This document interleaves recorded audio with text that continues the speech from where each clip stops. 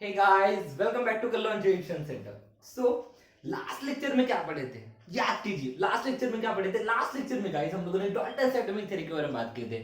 और Dalton atomic theory के बारे में जब हम लोगों ने बात की तो डाल्टन ने हमें क्या बताया था? क्या बताया था गाइस? याद करने की कोशिश कीजिए। डाल्टन ने क्या बताया था? डाल्टन ने हमें बताया था कोई भी अगर मेरा कंपाउंड है तो कैसे बना होता है गाइस? एटम से बना होता है। और ये जो एटम एक ऐसी चीज होती है जिसको हम लोग फर्दर डिवाइड नहीं कर सकते। ये किसने बताया था बेटा? डाल्टन ने बताया था। डाल्टन एटॉमिक थ्योरी में किसने बताया था? डाल्टन एटॉमिक थ्योरी में। उसके बाद उन्होंने क्या बताया था? दैट इज जो हमारा एटम का मास होता है ना तो क्रिएट किया जा सकता है ना तो डिस्ट्रॉय किया जा सकता है, ये हमें बताया था। थर्ड पॉइंट उसने क्या बताया था गाइस? याद कीजिए। दैट इज जितने भी एटम्स रहेंगे किसके? सेम एलिमेंट के, वो क्या शो करेंगे? सेम प्रॉपर्टी शो करेंगे सर, बराबर है। चौथा पॉइंट क्या बताया था बेटा डाल्टन ने? दैट इज जितने भी एटम बनेंगे किसके? डिफरेंट एलिमेंट के, वो क्या शो करेंगे? डिफरेंट प्रॉपर्टी शो करेंगे सर, बराबर है कि नहीं? और पांचवा पॉइंट क्या बताया था बेटा डाल्टन ने? डाल्टन ने सर हमें यह बताया था कि अगर हमारे एटम्स ऑफ डिफरेंट एलिमेंट एक दूसरे के साथ कंबाइन होते हैं तो उनका जो रेशियो होता है वो क्या होता है? फिक्स्ड होता है सर। ये याद आ चुके हैं सर। ये पांचों के पांचों पॉइंट सर अब दिमाग में छप चुके हैं। तो डाल्टन एटॉमिक थ्योरी गाइस आप सभी को क्लियर हो चुकी होंगी, ये उम्मीद करके बेटा आज हम लोग नया टॉपिक पढ़ेंगे। सर क्या नया टॉपिक है? तो गाइस आज जो हम लोग पढ़ने वाले हैं, आज का हमारा टॉपिक है that is atomic mass. Atomic mass मतलब एटॉमिक मास मतलब सर क्या?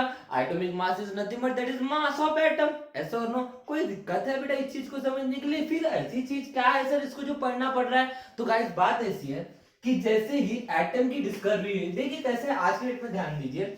जैसे आप सभी लोग जानते हैं आज के डेट में क्या हो रहा है गाइस, हम सब लोग जानते हैं लोग हर साल मरते हैं। ऐसा और नो हर साल लोग मरते हैं, लेकिन मरने की उनकी वजह जो होती है वो डिफरेंट डिफरेंट होती है। कुछ लोग कैंसर से मरते हैं, कुछ लोग एक्सीडेंट से मरते हैं, मतलब नंबर ऑफ चीजों से लोगों का डेथ होता है, बराबर है ना? लेकिन आज के डेट में क्या हो रहा है गाइस? आज के डेट में हर कोई सिर्फ यही सोचता है कि लोग कोरोना से मर रहे। लोगों का कंसंट्रेशन बाकी चीजों की तरफ नहीं है कि लोग कैंसर से मर रहे, क्या लोग इससे मर रहे, क्या लोग उससे मर रहे, क्या टीबी से मर रहे, क्या बाकी चीजों की तरफ लोगों का कंसंट्रेशन नहीं है। आज सब के सब एक ही चीज सोचते हैं कि लोग सिर्फ कोरोना की वजह से मर रहे, कोविड-19 की वजह से मर रहे। हाँ है ना? मतलब जैसे हम लोग को पता चला कोविड 19 के बारे में तो हम सबके बारे दिमाग में बस एक ही चीज चलती है, कोविड 19 कोविड 19 कोविड 19।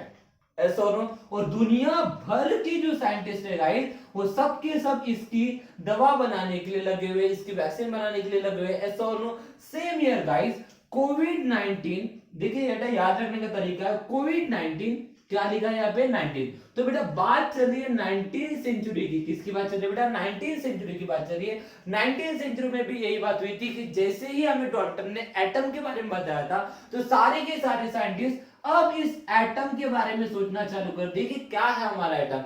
तो बात ऐसी गाइस, फिर उन लोगों ने ध्यान, उनके दिमाग में एक चीज आई कि अगर कोई तो भी एटम होता है, कोई तो भी क्या होता है गाइस? एटम अगर होता है, कोई तो भी अगर एटम होता है तो फिर जिस तरह से मैटर का मास होता है, जिस तरह से मैटर का मास होता है उस तरह से एटम का भी मास होगा। उस तरह से किसका मास होगा गाइस? एटम का भी मास होगा। हाँ है ना? छोटा सा एग्जांपल पकड़ लीजिए, जैसे हम लोग दीवार बनाते हैं, क्या बनाते हैं गाइस? दीवार बनाते हैं। दीवार अगर बनाते हैं, दीवार हम लोग ईंटों को जोड़ के बनाते हैं, तो दीवार का अगर कुछ तो कुछ ना कुछ मास है तो मान के चलिए दीवार हमारा एक मैटर है और जो ईंटें हम लोग जोड़ रहे हैं उसका एटम है। तो दीवार का अगर मास है तो उस ईंट का भी मास होगा। तो सेम ईयर बेटा सबकी सभी साइंटिस्ट के दिमाग में एक ही बात चल रही थी कि अगर मेरा मैटर है, मैटर अगर मेरा एटम से बनता है, तो अगर मेरा मैटर का मास होता है तो एटम का भी मास होगा। तो फिर अगर मुझे एटम का मास अगर निकालना तो फिर मैं एटम का मास कैसे निकालूंगा? ये सवाल सभी साइंटिस्ट के दिमाग में चल रहा था गाइस। कब की बात चल रही है? कोविड 19, दैट इज 19 सेंचुरी की बात चल रही है गाइस। की बात चल रही है? 19 सेंचुरी। एक्चुअली बात ऐसी बेटा कि आज की डेट में अगर मुझे किसी एटम का अगर मास निकालना है, किसी भी एटम का अगर मास निकालना है, किसी भी एलिमेंट के किसी भी एटम का अगर मुझे मास निकालना है तो वो मास हम लोग इजीली कैलकुलेट कर लेते हैं by the technique mass spectrometry. किससे बेटा? मास स्पेक्ट्रोमेट्री से हम लोग किसी भी एटम का मास इजीली कैलकुलेट कर लेते हैं। लेकिन ये आज की बात है, बिकॉज नए नए टेक्निक्स आ चुके हैं, नए नए इन्वेंशन हो चुके हैं, और क्योंकि बहुत बड़ा समय निकल चुका है, बहुत बड़ा स्पैन निकल चुका है, और इस ड्यूरेशन में हम लोग को ये पता चल चुका है कि किस चीज के बारे में, किसी चीज का अगर हम लोग कुछ कैलकुलेट करना है तो हम किस तरह से कैलकुलेट कर सकते हैं। मतलब आज के डेट में हम लोग इजीली किसी भी एटम का मास हम लोग कैलकुलेट कर सकते हैं। लेकिन बात चल रही है बेटा 19th सेंचुरी की। 19th सेंचुरी में इतना हमारा मतलब जो हमारा यूनिवर्स था, जो हमारा वर्ल्ड था, उतना डेवलप नहीं हुआ था, और इतना डेवलप नहीं होने की वजह से लोगों के पास ऐसी कोई भी टेक्निक नहीं थी जिससे हम लोग किसी एटम का पर्टिकुलरली मास निकाल सके। तो फिर उस समय फिर अगर मुझे किसी एटम का अगर मास निकालना है तो फिर वो मास कैसे निकाला जाएगा? तो गाइस आज और तब में जो डिफरेंस है बेटा, उस समय जैसे आज के डेट में हम लोग किसी एटम का मास निकालते हैं जिसको हम लोग एटॉमिक मास कहते हैं, उस समय टेक्निक नहीं होने की वजह से एक नया नाम उन्होंने यूज किया, दैट इज रिलेटिव मास या फिर relative atomic mass.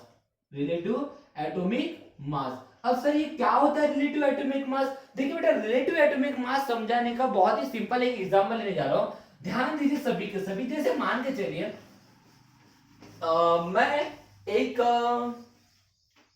Fruit seller हूं। मैं क्या होगा? फ्रूट सेलर हूं। मैं फ्रूट्स बेचता हूं। मैं क्या करता हूं गाइस? फ्रूट बेचता हूं। ओके, तो सुबह सुबह मैंने क्या किया, अपने फ्रूट्स अपने ठेले पे रखा। ठेला मतलब जानते हो ना, वो 4 पहियों वाला ठेला, अपने 4 व्हीलर जो होती है, उसके ऊपर मैंने फ्रूट्स रखा, और फ्रूट्स मैं मार्केट में बेचने के लिए लेके गया। अब देखिए, मार्केट में अगर मुझे फ्रूट्स बेचना है तो फिर मुझे उसके लिए मशीन लगेगी, हाँ है ना? जो हम लोग डिजिटल बोलते हैं ना, वो हमारा डिजिटल क्या, डिजिटल बैलेंस जो होता है, डिजिटल तराजू आपने देखे होंगे ना, वो इस चौकोर टाइप का कुछ तो भी होता है, हाँ है ना? अब कैसे मैं फ्रूट्स बेचने के लिए लेके गया, अब बेचने के लिए लेके गया, लेकिन आज मेरे से गलती क्या हो गया इसकी, मैं बेचने के लिए जब फ्रूट्स लाया तो मैंने मेरा डिजिटल बैलेंस लाना ही भूल गया। डिजिटल बैलेंस लाना ही भूल गया। अब मुझे बताइए, अगर मैं डिजिटल बैलेंस लाया ही नहीं हो तो लोगों को मैं फ्रूट्स बेच पाऊंगा क्या? नहीं बेच पाऊंगा। लेकिन मुझे फिर भी बेचना है तो मैं क्या करूंगा? फिर मेरे पास कोई ऑप्शन नहीं है। तो अचानक से मुझे याद आया कि मैं डिजिटल बैलेंस खरीदने से पहले वो तराजू आपने देखे होंगे कुछ इस तरह से था, जिससे लोग अभी भी कुछ लोग मतलब उससे सब्जियां वगैरह बेचते हैं, देखे होंगे ना आप लोगों ने, कुछ इस तरह से होता है, ऐसा कुछ तो भी होता है, ऐसा कुछ तो भी होता है, ऐसा कुछ तो भी होता है, हाँ यार देखे होंगे ना, देखे होंगे आई थिंक सो। आप कुछ लोगों ने तो देखे ही होंगे, ऐसा कुछ तो भी होता है, मुझे एग्जैक्ट याद नहीं आ रहा है, ऐसा कुछ तो भी होता है, ऐसा डिजिटल बैलेंस होता है, ऐसा मतलब इस तरह से तराजू होता है। तो मुझे अचानक से याद है कि मैंने डिजिटल बैलेंस तो नहीं लाया, लेकिन तराजू लेके आया। तो मैंने क्या किया बेटा, तराजू निकाला। अब तराजू निकाला, अब तराजू निकालने के बाद मुझे बेचने के लिए फिर से यहाँ पे वेट लगेंगे, है ना? वेट आपने देखे होंगे, वो 500 ग्राम का वेट होता है, 1 केजी का भी वेट होता है, ऐसा कुछ तो भी वेट होते हैं, है ना? तो मैंने ये देखा कि मैंने ये तराजू तो लाया गाइस, लेकिन ये वेट लाना भूल गया। तराजू तो मैंने लाया लेकिन वेट लाना भूल गया। तो अब दिक्कत ये हुई कि अभी भी मेरे पास कोई ऑप्शन नहीं है मुझे अपने फ्रूट्स बेचने के लिए, क्योंकि मुझे फ्रूट्स बेचने के लिए तराजू तो इस बार मेरे पास, लेकिन वेट नहीं है। डिजिटल बैलेंस पहले ही मैंने नहीं लाया, उसके बाद मैंने तराजू तो लाया, लेकिन तराजू के ऊपर मुझे वेट भी लगेगा, तो वेट मेरे पास नहीं है। तो फिर अब मुझे अगर फ्रूट्स बेचना है तो मैं फ्रूट्स कैसे बेचूंगा? ये सबसे बड़ा सवाल। तो क्या हुआ, मुझे अचानक से याद है कि जब मैं मॉर्निंग में फ्रूट्स अपने गाड़ी पे, अपने 4 व्हीलर पे, अपने वो ठेले के ऊपर रख रहा था, तो मैंने गलती से क्या कर लिया था, एक मतलब ऐसा मान के चलिए एक तरबूज पकड़ लीजिए, एक तरबूज मैंने क्या किया, एक तरबूज मैंने गलती से डिजिटल बैलेंस के ऊपर रख लिया, और मुझे ये पता चला कि जो मेरा तरबूज है वो 10 केजी का था। मेरा तरबूज कितने का था बेटा? 10 केजी का था। अचानक से मुझे याद है कि जो मैंने तरबूज मैंने वो डिजिटल बैलेंस के ऊपर रखा, क्योंकि मुझे वो बड़ा दिखा, तो बड़े तरबूज को मैंने गलती से क्या किया बेटा, डिजिटल बैलेंस के ऊपर चेक कर लिया। तो मुझे अचानक से याद है कि वो जो मेरा एक तरबूज था जो 10 केजी का निकला था, कितने केजी का निकला था? 10 केजी। ऐसे मेरे दिमाग में आ गया। तो मेरे अब मेरे पास वेट नहीं, तो मैंने क्या किया गाइस, मैंने अब मुझे फ्रूट्स तो बेचना है, अब मैं वापस तो जा नहीं सकता, मुझे फ्रूट्स बेचना है, तो मुझे वेट लगेगा, क्योंकि मुझे यहाँ पे जब तक कि मैं वेट नहीं रखूंगा तब तक मैं फ्रूट्स बेच पाऊंगा क्या? नहीं बेच पाऊंगा। तो मैंने क्या किया, तरबूज के मैंने इस तरबूज के, मुझे पता है ये तरबूज कितने केजी का है, 10 केजी का है। तरबूज कितने के केजी का है गाइस? 10 केजी का। तो मैंने क्या किया, इसके 10 इक्वल पीस किया। इसके क्या किया बेटा, 10 केजी का जो तरबूज था ना, उसके 10 इक्वल पीस किया। तो मुझे बताइए 10 इक्वल पीस करने के बाद उसका एक पीस का वेट कितना केजी होगा बेटा? 1 केजी होगा, है ना? एक पीस का वेट कितना केजी होगा बेटा? 1 केजी होगा, क्योंकि मैंने क्या किया बेटा, 10 केजी के तरबूज को 10 इक्वल पार्ट में डिवाइड किया। तो उससे क्या हुआ कि इसका 10 पीस मतलब उसका एक पीस जो होगा वो कितने केजी का होगा गाइस? 1 kg का होगा। तो अब मैंने क्या किया बेटा कि अगर मान के चलिए मुझे फ्रूट्स बेचना है, मुझे मान के चलिए मुझे 4 kg एप्पल बेचने हैं। कितने केजी बेटा?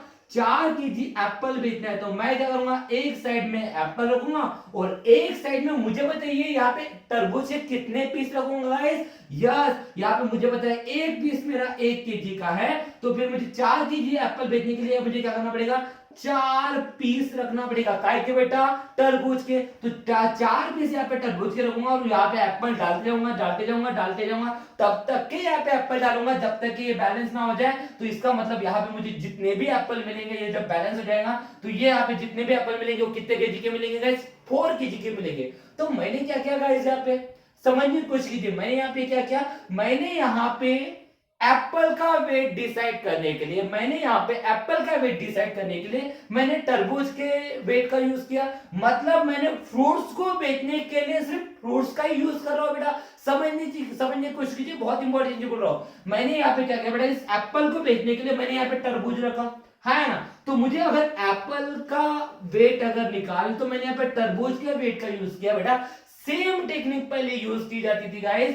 सेम पहले क्या था, हमारे पास कोई ऐसी तरीका नहीं था जिससे हम लोग किसी एटम का वेट निकाल पाए। तो पहले लोग यूज करते थे बेटा रिलेटिव एटॉमिक मास। रिलेटिव मतलब एक चीज को दूसरे से रिलेट कर लो और उसका मास कैलकुलेट कर लो। एक चीज को दूसरे से रिलेट कर लो, मतलब अगर मुझे हाइड्रोजन का मास निकाल तो मैं किसी एक चीज से कंपेयर करूंगा, किसी और एटम के साथ कंपेयर करूंगा और उसका मास कैलकुलेट करूंगा। इस तरह से कोई टेक्निक पहले यूज की जाती थी। तो अब वो कैसे यूज कर, रिलेटिव का मतलब समझ में आया, मतलब एक चीज को दूसरे से रिलेट करना, एक चीज को दूसरे से रिलेट करके उसका मास कैलकुलेट करना। कैसे करना है, किस तरह से करना है, कैसे 19th सेंचुरी में रिलेटिव मास निकाला जाता था, एटम का मास निकाला जाता था, वो देखेंगे। तो क्या किया गाइस, उस समय हम लोग जानते थे कि हाइड्रोजन सबसे सिंपलेस्ट हमारा एटम था। हाइड्रोजन था गाइस, वो सबसे सिंपलेस्ट था। तो दैट इज व्हाई हाइड्रोजन का मास उन्होंने सबसे पहले कंसीडर किया। Hydrogen was simplest given mass। तो हाइड्रोजन हम लोग जानते हैं कि हाइड्रोजन उस समय सबसे सिंपलेस्ट था, तो उसका मास उन्होंने डिसाइड किया गाइस 1। अब आप बोलोगे सर इसका मास उन्होंने, हाइड्रोजन का मास उन्होंने डिसाइड किया 1, लेकिन 1 क्या? तो गाइस उन्होंने उस समय उसका कोई भी यूनिट डिसाइड नहीं किया था, तो उसी वजह से ये यूनिटलेस था। क्या था बेटा? यूनिटलेस था। मतलब उन्होंने हाइड्रोजन का मास तो डिसाइड किए, कितना डिसाइड किए गाइस? 1 डिसाइड किए, लेकिन ये कितना है ये हमें पता है क्या? नहीं। ग्राम में है क्या, एमयू है क्या, काय में, ये कुछ भी हमें पता नहीं है। बस उन्होंने क्या किया बेटा, हाइड्रोजन एक सिंपलेस्ट हमारा एटम था, तो उन्होंने हाइड्रोजन एटम का मास कितना डिसाइड किया बेटा? दैट इज 1 डिसाइड किया। उसका कोई भी यूनिट नहीं था बेटा, इसी वजह से यहाँ पे मैंने क्या लिखा बेटा, यूनिट लेस लिया।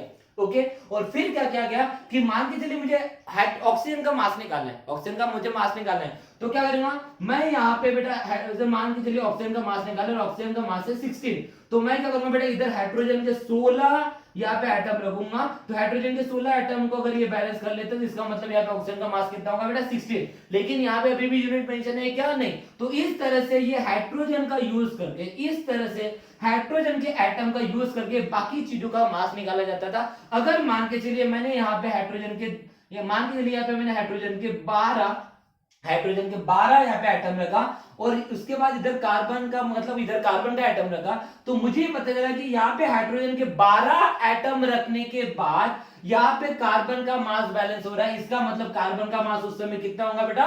12 होगा, लेकिन यूनिट है क्या? नहीं। तो इस तरह से किसी भी एटम का मास उस समय निकाला जाता था। लेकिन ये बात कब चल रही है गाइस?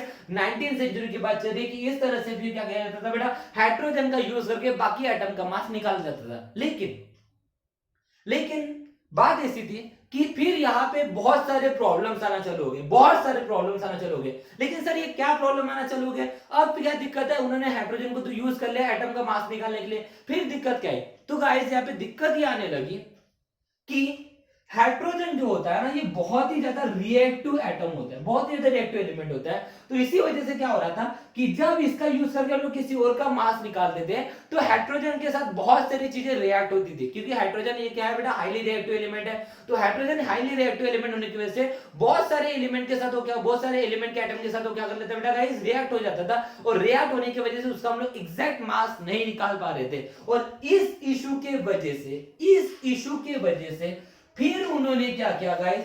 फिर उन्होंने हाइड्रोजन के जगह कार्बन 12 का आइसोटोप यूज किया बेटा, किसका यूज किया बेटा, कार्बन 12 का आइसोटोप यूज किया, दैट इज व्हाट C12 का यूज किया। C12 क्या बेटा, आइसोटोप ऑफ कार्बन, इसका यूज किया काय के लिए बेटा, that is to find the mass of atom, काय के लिए बेटा, to find the mass of atom. अब उन्होंने C12 का यूज क्यों किया बेटा, बिकॉज एक ऐसा हमारा एटम था, एक ऐसा एटम था जो बहुत ही ज्यादा स्टेबल था उस समय, बहुत ही ज्यादा क्या था बेटा, स्टेबल था। तो उन्होंने क्या किया बेटा, पहले उन्होंने किया बेटा हाइड्रोजन का यूज, हाइड्रोजन का मास उन्होंने लिया 1, लेकिन इसको यहाँ पे उनके बहुत सारे डिफिकल्टीज आना चालू हो गए, बहुत सारे इश्यूज आना चालू हो गए, बिकॉज ये हाईली रिएक्टिव था, अगर बहुत सारे लोगों के साथ ये रिएक्ट हो जाता था, इसी वजह से हम लोग हर एक एटम का मास निकाल नहीं पा रहे थे। फिर उन्होंने क्या किया बेटा, इसके जगह इंस्टेड ऑफ हाइड्रोजन उन्होंने कार्बन 12 का यूज किया बेटा, that is isotope of C12 use किया बेटा, और इसका यूज करके अब वो एटम का मास निकालना चालू कर दिया, बिकॉज ये क्या था बेटा, ये स्टेबल था, हाईली स्टेबल बोल सकते हैं हम लोग, ये उस समय बहुत ज्यादा स्टेबल था। तो फिर इसका यूज करके उन्होंने क्या किया बेटा, बाकी एटम का मास निकालना चालू किया, इस तरह से फिर मास निकालना चालू हुआ। Is that clear? फिर क्या हुआ गाइस, जैसे ही उन्होंने C12 का यूज करना चालू किया, किसका यूज करना चालू किया बेटा, C12 का यूज करना चालू हुआ, तो कुछ समय के बाद बहुत सारे, कुछ समय मतलब आप समझ सकते हो ना, वो जो 19th सेंचुरी थी उसमें कंटिन्यू यहाँ पे एक्सपेरिमेंट चल ही रहे थे उनके, सब लोग एटम के मास पर रहते थे, उनको एक प्रॉपर टेक्निक होना था। ओके, तो यहाँ पे क्या था, अभी फिलहाल तो हम लोग को मास पता है, लेकिन मास का कोई यूनिट नहीं थे। तो क्या हुआ, उनके कंटिन्यूअस एक्सपेरिमेंट करने की वजह से फिर फाइनली हमें ये पता चला कि कार्बन का जो एक एटम होता है, that is one atom of carbon, one atom of carbon का जो मास होता है वो होता है 1.9954 इंटू 10⁻⁻23 ग्राम। क्या पता चला बेटा, मतलब बहुत सारे एक्सपेरिमेंट करने के बाद, तब तक के देखिए ये आने तक के सबसे पहले हमें ये पता था कि हम लोग अगर मास निकालना है तो हम लोग कार्बन C12 का यूज कर रहे थे, हाँ है ना, लेकिन बहुत सारे एक्सपेरिमेंट करने के बाद फिर हमें ये पता, लेकिन उस समय तक हमें यूनिट पता था क्या, नहीं, उस समय तक हमें कोई भी यूनिट नहीं पता था। लेकिन जैसे जैसे एक्सपेरिमेंट होते गए तो एक समय ऐसा आया गाइस कि हमें ये पता चला कि कार्बन के एक एटम का मास कितना होता है गाइस, 1.9954 इंटू 10⁻⁻23 ग्राम इतना होता है। और हमें क्या पता चला बेटा, इसी के साथ साथ हमें यह भी पता चला कि कार्बन का जो एक एटम होता है, that is one atom of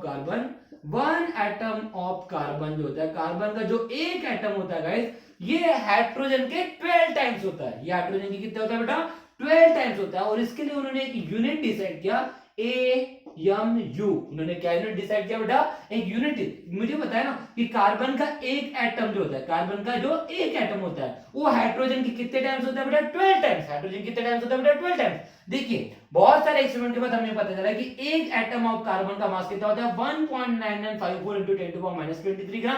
और साथ ही साथ उनको यह भी पता चला कि कार्बन का जो एक एटम होता है वो हाइड्रोजन के, कार्बन का जो एक एटम होता है वो हाइड्रोजन के कितने टाइम्स होता है गाइस, 12 टाइम्स होता है। कितने टाइम्स होता है गाइस, 12 टाइम्स होता है। और उसके लिए उन्होंने एक यूनिट डिसाइड किया, that is what, AMU, atomic mass unit. AMU का मतलब क्या होता है गाइस, एटॉमिक मास यूनिट। या फिर यहाँ पे कभी कभी वो लोग यूज भी कर सकते हैं, इसको हम लोग बोलते हैं यूनिफाइड मास। क्या बोल सकते हैं गाइस, यूनिफाइड मास। बहुत बार हम लोग जब न्यूमेरिकल सॉल्व करेंगे तो न्यूमेरिकल में आपको एक तो AMU मिलेगा या फिर आपको U दिखेगा। तो इसका मतलब क्या होता है, AMU का मतलब क्या होता है, एटॉमिक मास यूनिट, और U दिखेगा तो मतलब क्या होता है, यूनिफाइड मास। ये एक यूनिट डिसाइड किया गया। तो इससे हमें क्या समझ में आता है बेटा कि कार्बन का एक एटम ये हाइड्रोजन के 12 टाइम्स होता है। कार्बन का एक एटम ये हाइड्रोजन के कितने टाइम्स होता है बेटा, 12 टाइम्स होता है। इसका मतलब 12 AMU उन्होंने एक यूनिट डिसाइड किया, दैट इज 12 AMU उन्होंने यूनिट डिसाइड किया। अब मुझे मान के चलिए, मुझे यहाँ पे 1 AMU की वैल्यू निकालना है, 1 AMU की वैल्यू निकालना है। तो मुझे अगर 1 AMU की वैल्यू निकालना चाहिए, क्या करूंगा, टेबल मल्टीप्लिकेशन में इधर जाएगा तो डिवाइड में जाएगा, दैट इज व्हाट, क्या होगा, 1 atom of carbon divided by 12 हो जाएगा, हाँ है ना। मुझे अगर 1 AMU की वैल्यू अगर निकालना तो क्या हो जाएगा, देखिए मुझे पता है एक कार्बन का जो एटम होता है, ये हाइड्रोजन के 12 टाइम्स होता है। और उसके लिए क्या यूनिट डिसाइड किया बेटा, AMU, हाँ है ना। तो मुझे अगर यहाँ पे 1 AMU की वैल्यू निकालना तो मुझे बताइए, देखिए 12 AMU को मतलब लिख सकता हूँ ना, 12 इंटू 1 AMU, हाँ है ना। तो मुझे 1 AMU की वैल्यू निकालना तो ये 12 मल्टीप्लिकेशन इधर जाएगा तो क्या मिलेगा, डिवाइड में, तो देयरफॉर 1 AMU जूल क्या हो जाएगा, 1 कार्बन का एटम, 1 एटम ऑफ कार्बन लिख देता हूं, 1 atom of carbon divided by आएगा बेटा 12 आएगा। ऐसा हो लो। अब मुझे बताइए वन एटम ऑफ कार्बन का मास कितना है, वन एटम ऑफ कार्बन का मास कितना है बताइए बेटा, 1.9954 इंटू 10⁻23 ग्राम, हाँ है ना। इसको अगर मैं 12 से डिवाइड करता हूं, इसको मैं 12 से अगर डिवाइड करता हूं तो बेटा इसकी वैल्यू आती है दैट इज व्हाट 1 AMU की वैल्यू आती है दैट इज व्हाट 1 पॉइंट, इसकी वैल्यू आती है गाइस 1.66 into 10⁻24 ग्राम। कितनी वैल्यू आती है गाइस, 1 AMU की वैल्यू कितनी आती है 1.66 into 10⁻24 ग्राम। तो इस तरह से फिर हमें एक एएमयू, क्योंकि उन्होंने एक यूनिट डिसाइड किए थे ना, that is one atom of carbon, ये हाइड्रोजन के कितने टाइम्स होता है बेटा 12 टाइम्स, तो उन्होंने उसके लिए एक प्रॉपर यूनिट यूज किए। कौन सा यूनिट यूज किया बेटा, वो एएमयू। तो मुझे फिर एएमयू की वैल्यू पता होना चाहिए, तो एएमयू की वैल्यू उन्होंने कैसे निकाले, फिर 1 एएमयू की वैल्यू हमें कितने मिले बेटा 1.66 into 10⁻24 ग्राम। तो अगर मान के चले मुझे फिर अब इसका यूज करके अगर किसी दूसरे एटम का अगर मास निकालना है, किसी दूसरे एटम का मास निकालना, तो फिर हम लोग कैसा मास निकालेंगे। तो ध्यान दीजिए, जैसे कि स्क्रीनशॉट लेना होगा तो ले सकते हैं, ठीक है। तो मैंने यहाँ पे देखिए, जैसे मान के चलिए हाइड्रोजन है, क्या बेटा हाइड्रोजन है, ठीक है ना, हाइड्रोजन है, हाइड्रोजन का मास मान के चलिए हाइड्रोजन का मास है 1.67 into 10⁻24 ग्राम। ये सब एक्सपेरिमेंटली कैलकुलेट किए गए थे गाइस। जैसे कि हाइड्रोजन का एक एटम है, सॉरी कार्बन का जो एक एटम है ना, कार्बन का एक एटम कितना पता चला था 1.9954 into 10⁻23 ग्राम, ये हमें एक्सपेरिमेंट से पता चला था। वैसे हमें ये भी पता चला था कि हाइड्रोजन का एक एटम का मास कितना होता है 1.67 into 10⁻24 ग्राम। लेकिन मान के चलिए अगर मुझे इसको यूनिट में सॉरी एएमयू में निकालना है, क्या में निकालना है गाइस, एएमयू में निकालना है, तो फिर कैसे करूंगा मैं इसको, ग्राम को अगर एएमयू में कन्वर्ट करना है तो मैं क्या करूंगा बेटा, इसको 1 एएमयू अगर मुझे एएमयू में कन्वर्ट करना है तो मैं क्या करूंगा 1.66 into 10⁻24 से डिवाइड करूंगा। तो देखो क्या हो जाएगा, 1 एटम ऑफ हाइड्रोजन मास का यूनिट क्या आएगा बेटा, मास क्या आएगा, 1 एटम ऑफ हाइड्रोजन का मास कितना आएगा, उसको अगर मुझे ग्राम के जगह अगर मुझे एएमयू में कन्वर्ट करना है तो कितना हो जाएगा 1.67 into 10⁻24 डिवाइडेड बाय कितना आएगा 1.66 into 10⁻24, ओके 10⁻24 गेट कैंसिल, हाँ है ना। अब 1.67 को अगर 1.66 से डिवाइड करता हूं तो ये आती है 1.007, कितनी आती है बेटा 1.007 AMU, ओके।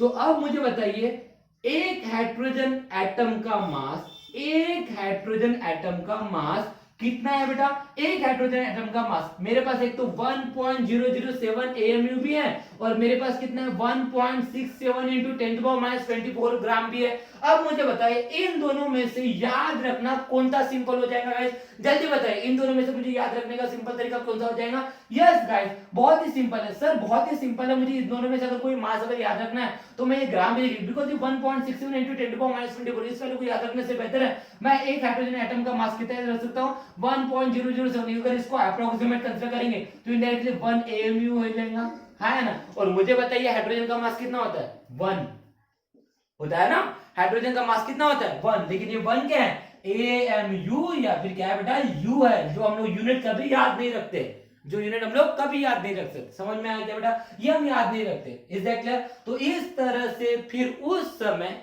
क्या कहा जाता है बेटा, एटम का मास निकाला जाता है इस टेक्निक का यूज करके, मतलब एक्सपेरिमेंटली पहले उसका ग्राम में मास निकाला जाता था और एक्सपेरिमेंटली उसका मास निकालने के बाद क्या करते थे बेटा, फिर उसके बाद उसको एक एएमयू की वैल्यू, मतलब उसको अगर एएमयू में कन्वर्ट करना है तो इस वैल्यू से डिवाइड कर देते थे और इस तरह से बाकी एटम के मास निकाल जाते थे। जैसे मान के लिए अगर मुझे ऑक्सीजन का मास निकालना है तो ऑक्सीजन का मास फिर एक्सपेरिमेंटली हमें कितना पता चला, इसका मास कितना है बेटा 16 है, ये पता चला। जैसे मान के लिए मुझे नाइट्रोजन का मास निकालना तो नाइट्रोजन का मास फिर उनको कैसे पता चला, नाइट्रोजन का मास कितना है 14U है, ओके। ये सब उस समय पता चला, लेकिन ये कैसे निकालते थे बेटा उस समय, relative loading sorry relative atomic mass, मतलब रिलेटिव मेथड से निकालते थे। कैसे निकालते थे गाइस, रिलेटिव मेथड से निकालते थे। उस समय कोई प्रॉपर टेक्निक नहीं थी, जैसे हम लोग अभी टेक्निक यूज करते हैं ना, मास स्पेक्ट्रोमीटर, स्पेक्ट्रोमेट्री जो टेक्निक है बेटा, इस टेक्निक का यूज करके हम लोग अभी किसी भी एटम का मास निकाल सकते हैं, लेकिन उस समय ऐसे कोई टेक्निक नहीं थी। तो इस तरह से क्या करते थे बेटा, किसी पर्टिकुलर चीज का यूज करके किसी पर्टिकुलर चीज का मास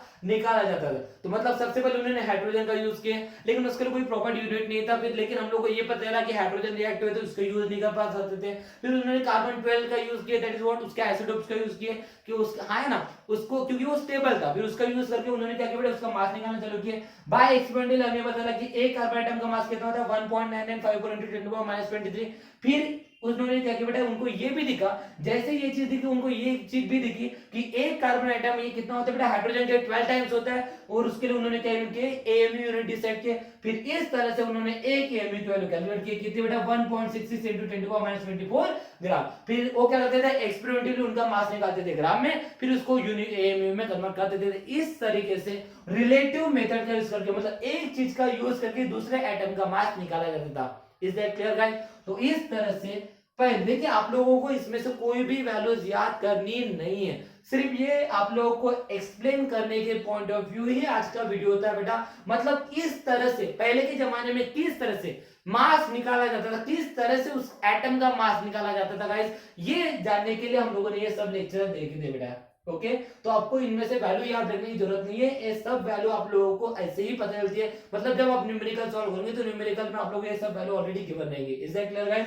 तो ये आपको याद रखने की जरूरत नहीं है, लेकिन आप ये याद रख सकते हो कि 1 एएमयू की वैल्यू कितनी होती है, 1.66 × 10⁻12 24 ग्राम। ये एक वैल्यू आप याद रख सकते हो, बाकी आप वैल्यू याद नहीं रखोगे तो कोई फर्क पड़ने वाला नहीं है। ओके गाइस, तो आई होप सो ये हमने जो आज के लेक्चर में पढ़ी आप लोगों को क्लियर हो चुका है गाइस। तो नेक्स्ट वीडियो में हम लोग बहुत ही इंपॉर्टेंट एक कंसेप्ट पढ़ने वाले हैं, तो गाइस उसके लिए रेडी हो जाइए और इस चीज को बहुत ही अच्छे से अंडरस्टैंड कर लीजिए guys. Okay guys, thank you so much, have a nice day guys.